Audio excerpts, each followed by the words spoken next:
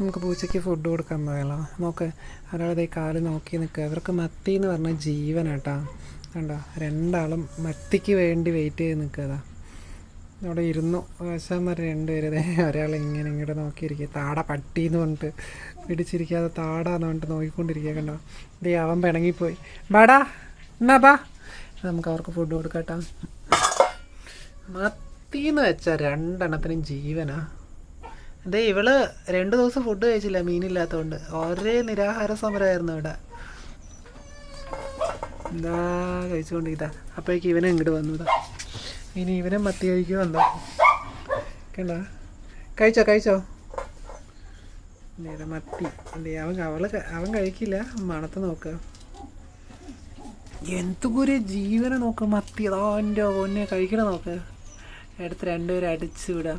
പറഞ്ഞ് ഇനി പാല് കൊടുക്കണം. പാല് കൊടുക്കണം. 8 മണിക്ക് പാല് കൊടുക്കണം. പാല് കൊടുക്കുക. പാല് വേറെ നിറയെ തന്നതല്ലേ, ഇനി എന്ത് വേണം? പോയി വാവുറങ്ങ്. കണ്ടോ, രണ്ടുപേരും അടിച്ചു വിടാം മീനിൻ്റെ ഒന്നോ. നമ്മുടെ പട്ടികൾ അവിടെ കിടന്ന് കുരയ്ക്കുക. അവർക്ക് ചോറ് കൊടുക്കണം. എന്താ, ഇവനാണെങ്കിൽ പാല് പറഞ്ഞെടുക്കുക. ഇനി നാളേക്കൊന്ന് കഴുകി വൃത്തിയാക്കി എടുക്കണം. അവരാണെങ്കിൽ അവിടെ മീൻ അടിച്ച് വിട്ടുകൊണ്ടിരിക്കുക. കണ്ടോ.